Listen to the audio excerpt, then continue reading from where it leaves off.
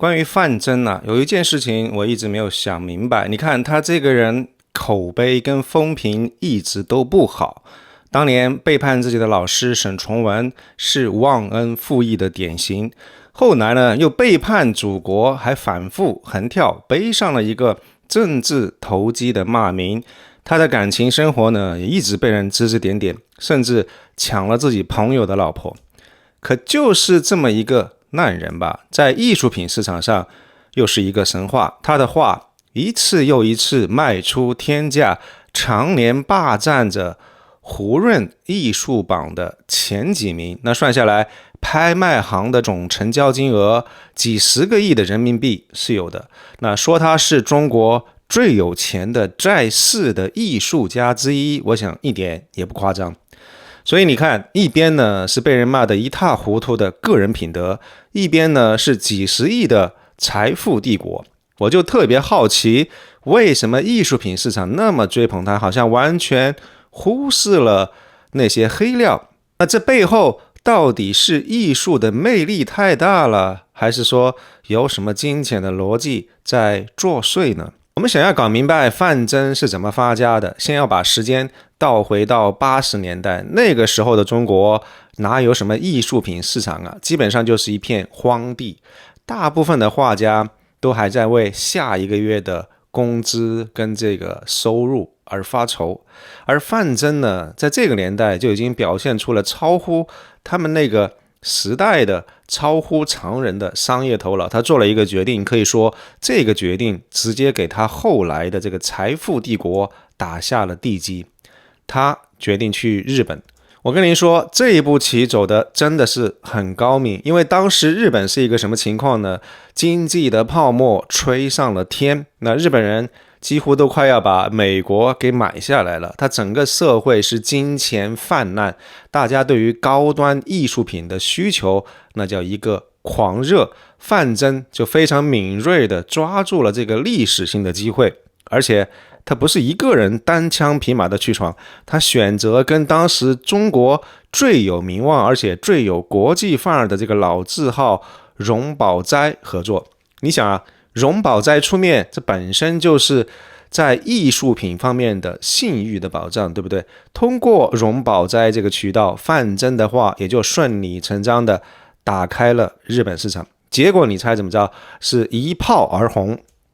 范增在日本受欢迎的程度简直是空前的，他画的那些钟馗啊、老子啊、达摩啊，既带着一些东方的哲学，又有古典美，非常完美的戳中了当时很多日本人对中国传统文化的想象跟喜好。而且他还跟西武集团那样一种大公司合作，一起办画展，在商业上大获成功。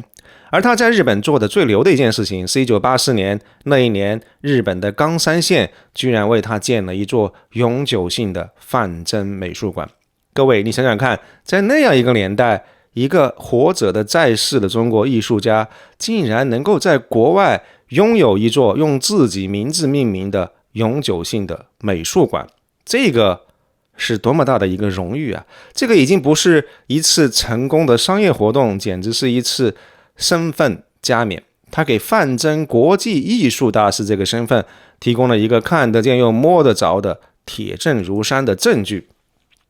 其实啊，范增在日本折腾的这些事儿，可以用一个词儿来形容，叫做价值锚定，或者说是估值套利。什么意思呢？就是通过他活跃在日本市场，给自己的画作定了一个非常高的市场价格。据说当时他的一幅画就能够卖好几万美金。那这么一来，他就非常成功的在海外给自己定下了一个国际公认的价值锚。那这个锚有多厉害呢？这个要等到他90年代回到中国，才真正的显示出这个锚的威力。他终于带着那样一份归国声明，以一个爱国华侨的身份从日本回国的时候，他面对的是国内艺术品市场才刚刚起步，乱七八糟，根本没有任何价值的标准。别的画家可能还在处于一个非常懵逼的状态，还得要在这个艺术品市场里面慢慢熬，等别人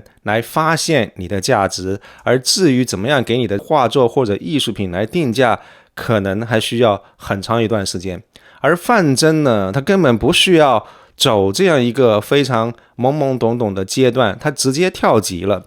他带着我的画作早就已经在国际上成名的这个光环，把自己在日本市场已经锚定的那个高的价格，几乎是原封不动的搬回到了国内。这个对于当时国内的其他画家来说，基本上就是降维打击，对吧？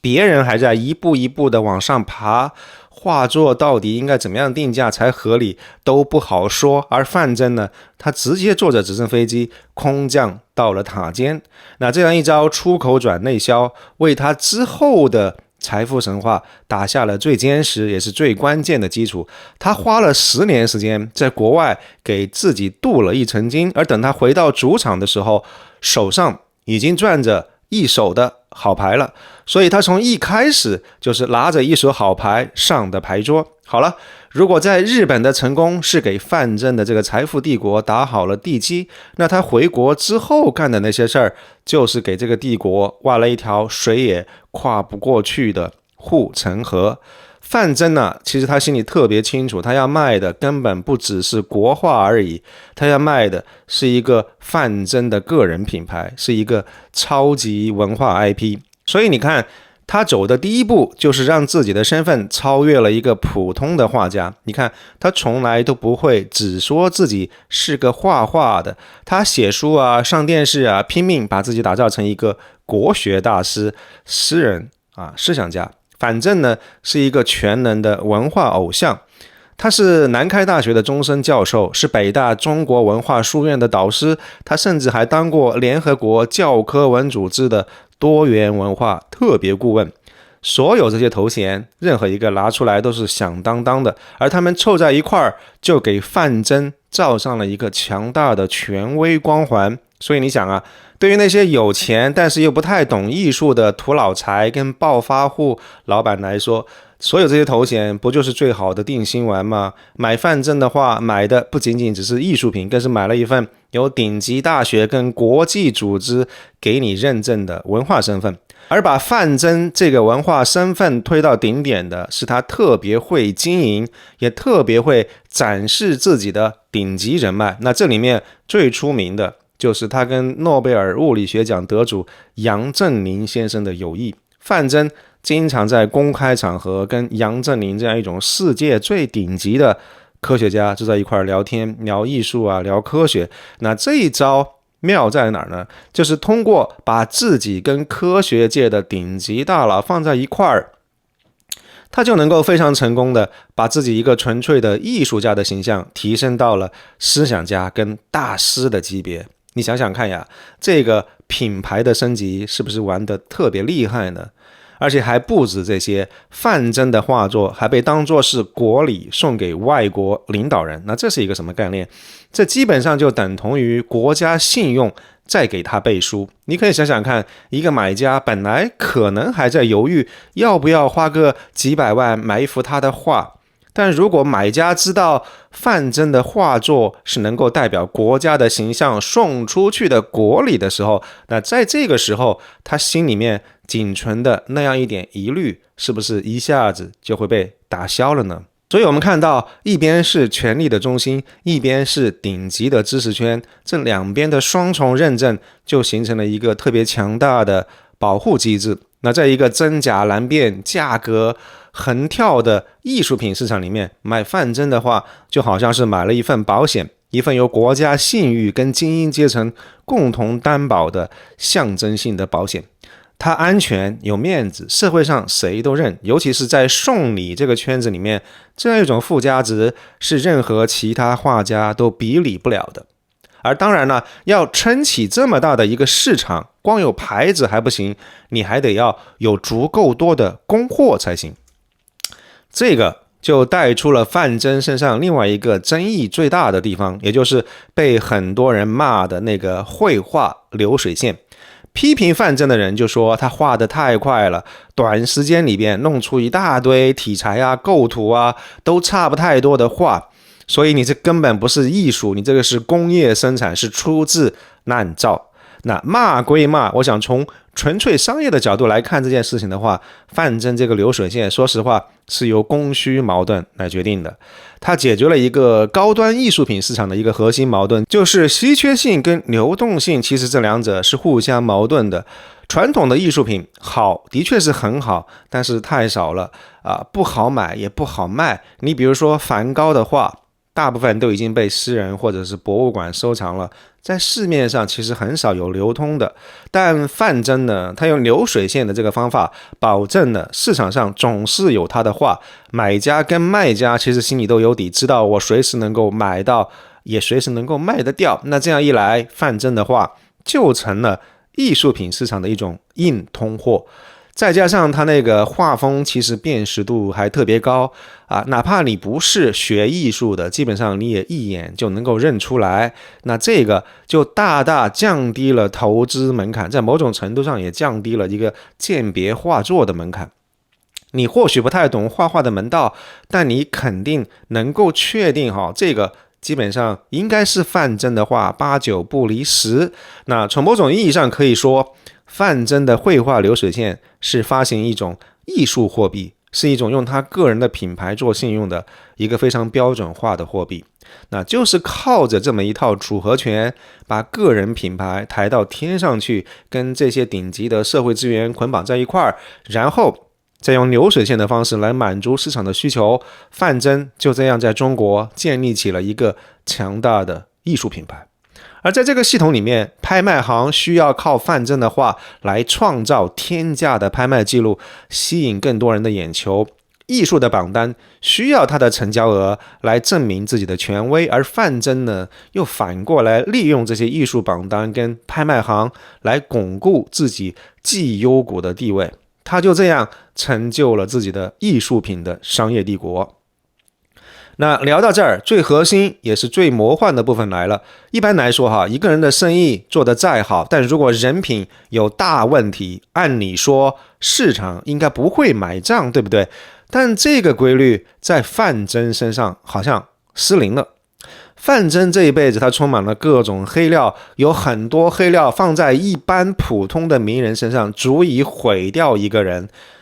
但范增不是这样一种人，他不是那样一种出了事就躺平挨骂的人，恰恰相反，他会用一整套组合拳，非常主动的去化解、去对冲，甚至利用这些骂名。我们来看一看他这辈子遇到的几场非常大的公关危机，看看他是怎么样化险为夷的。第一场也是对他打击最大、流传最广的，就是文革时期跟他的老师沈从文闹翻的那件事情。他被指控写大字报揭发自己的老师，在中国传统的尊师重教的文化里面，可是忘恩负义的大罪。范增的处理方式非常巧妙。首先呢，他重新解释或者是重新解构了这个叙事。他承认自己写过大字报，但是否认了里面最难听的话。他反复强调那是一个人人自危的特殊年代，然后他就把自己的这个个人行为归结为这是时代的悲剧。那这样某种程度上博得了一些人的理解。其次呢，他后来对于倪苦禅这些老师，他又表现得特别的尊敬，拼命的宣传自己尊重老师的这一面，等于就是说用了一个新的尊师重道的形象去覆盖掉了原本那个旧的污点。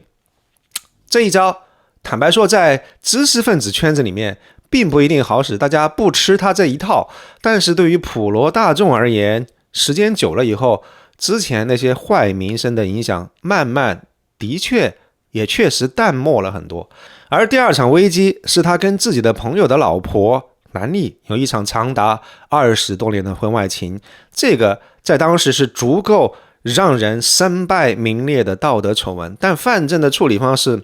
也的确是化腐朽为神奇。他在那篇非常著名的辞国声明跟后来的文章《风雨南丽》里面，用他文采飞扬的笔，把这样一段关系描绘成了一场冲破世俗、感天动地的旷世绝恋。他把自己塑造成了一个爱江山更爱美人的性情中人。你看，这样就把一个道德上的大污点隐隐生生的给包装成了一段可歌可泣的冲破世俗传统观念的爱情传奇。范增就靠着这样一个自己重塑的话语权，主导了整件事情的舆论走向，大大的削弱了他的这个负面影响。而第三场公关危机是1990年的持国风波，他明明是跟自己的情人南丽私奔跑去了法国，而且非常高调的发布了一个持国声明，把所有这一切归结于是政治方面的原因。结果没过3年，他又高调的发了一个归国声明，灰溜溜的回国了。这样一种反复横跳的行为，在很多人眼里就是非常典型的政治投机。但是你看看人家范增是怎么样应对的，在归国声明里面，他一个字儿都不提当年持国声明里面洋洋洒洒列举的政治的原因，而是把回来这件事情定义成了爱国，对于祖国山河的眷念，是回来支持改革开放的。而且回国之后呢，他又非常迅速的跟官方跟主流的文化圈建立了更深的关系。那这样一套操作下来，他在商业上跟政治上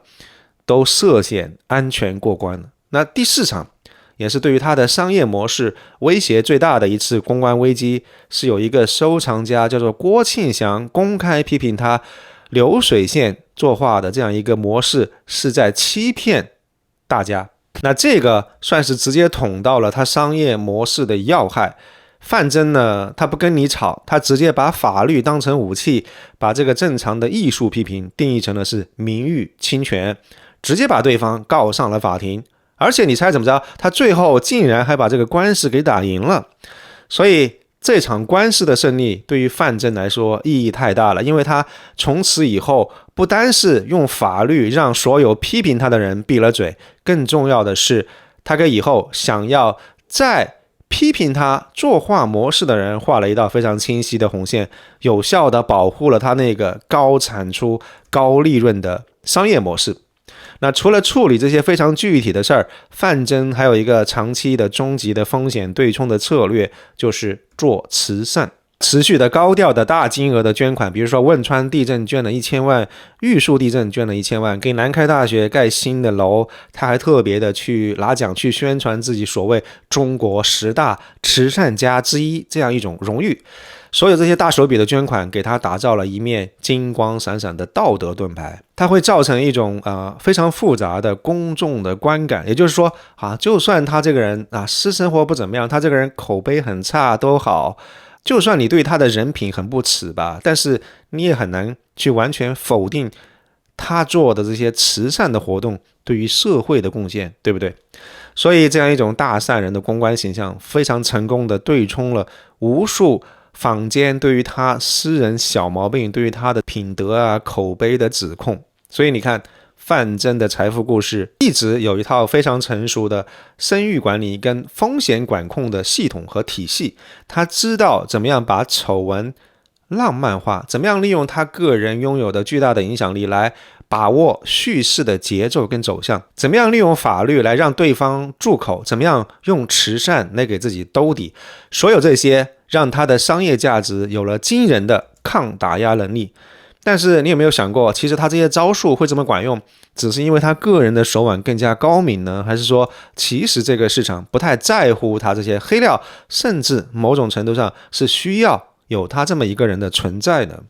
那话说回来，光靠范增他自己一个人这么折腾的话，是能够撑起这么大的一个商业跟艺术的神话吗？我个人觉得是不太够的。更深层次的原因在于，范增的这个人跟画作其实完美的踩中了中国艺术品市场在某一个特殊阶段的痛点跟需求。在过去这30年，中国的艺术品市场发生了一场根本性的变化，它已经从从前那样一种少数人玩收藏图个乐的圈子，变成了是一个巨大的另类的金融市场。说白了，现在很多有钱人买画，他根本不是为了挂在墙上好看，而是为了投资，为了对抗通货膨胀，为了升值。某种程度上跟炒股一样，大家买的不是这家公司的企业文化，而是它的股票能不能涨，好不好卖。同样，那在这个艺术品金融化的市场里面，资本追求的是名气，是升值的潜力，是流动性，而不是这个画家个人的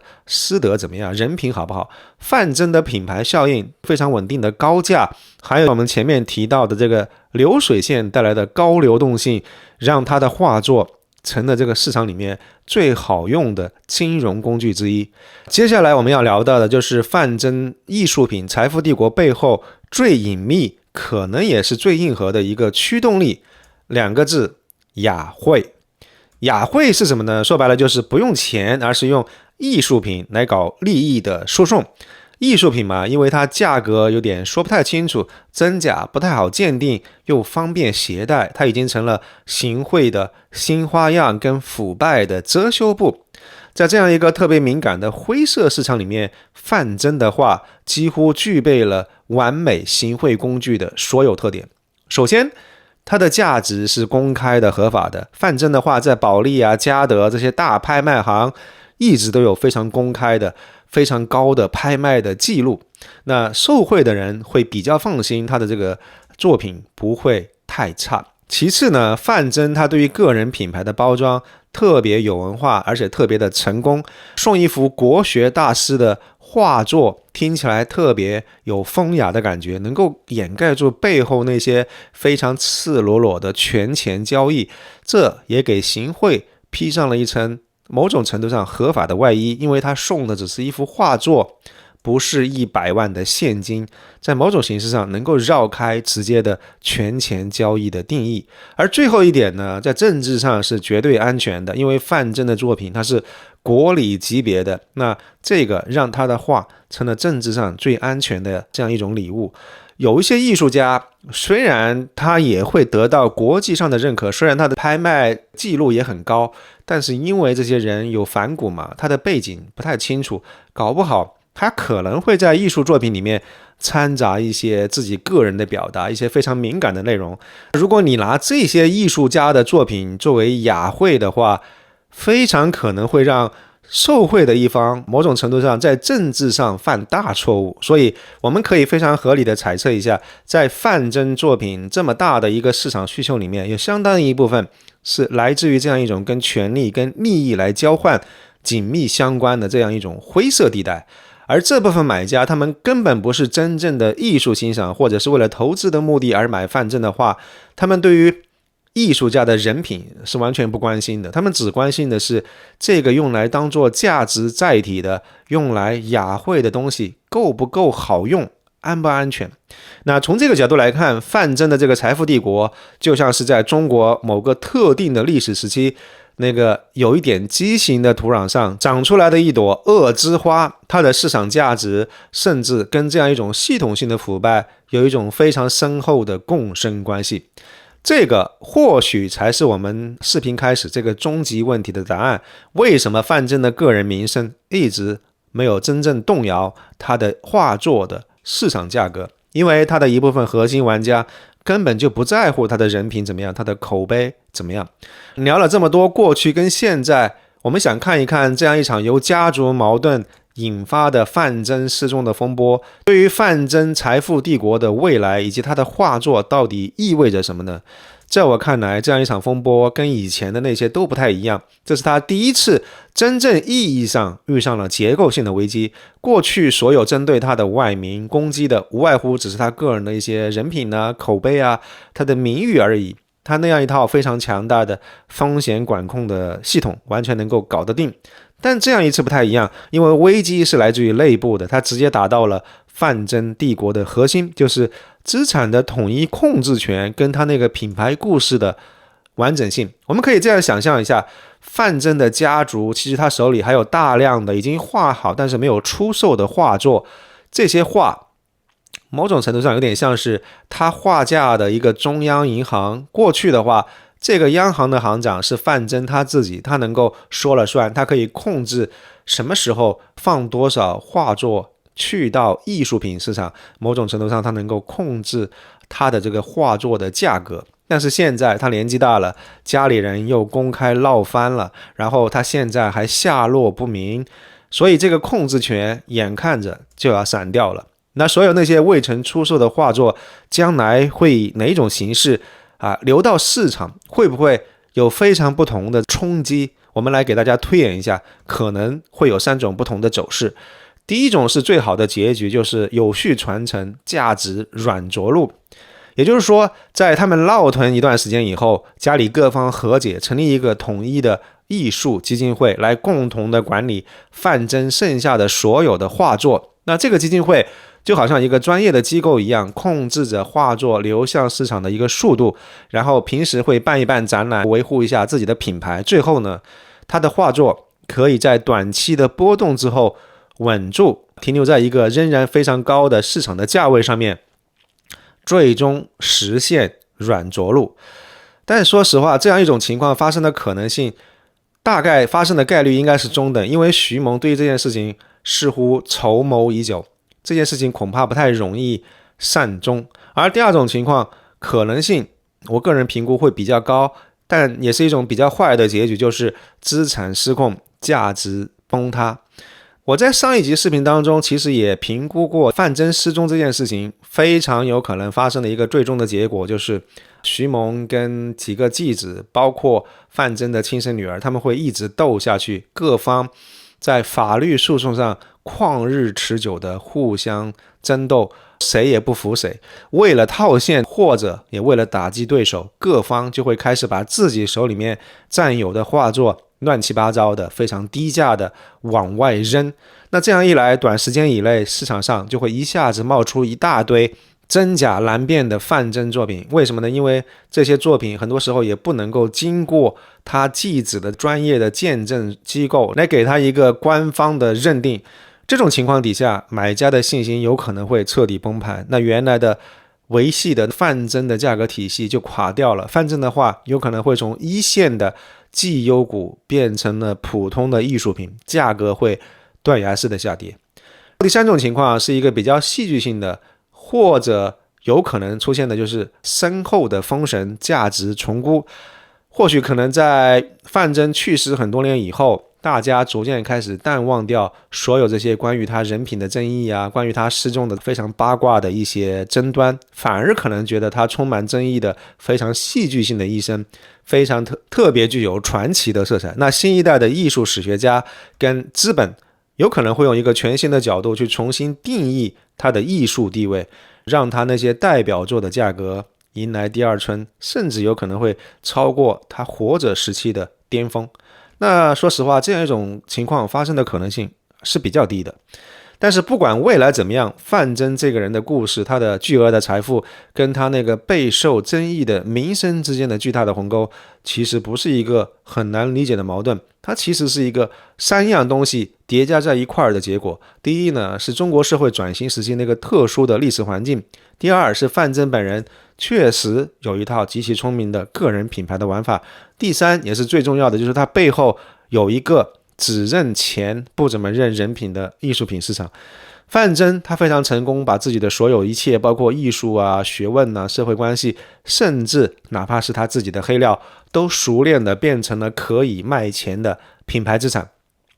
他就像是一个最顶级的 CEO， 让经营范增这个大品牌，并且在一个把艺术品高度金融化的市场里面，找到了一个能够让自己利益最大化，能够赚最多钱的方法。所以要理解范增，关键可能不在于说如何评判他这个人是好是坏，而在于说看明白他的商业模式是怎么样跟整个的市场环境紧紧的捆绑在一块儿的。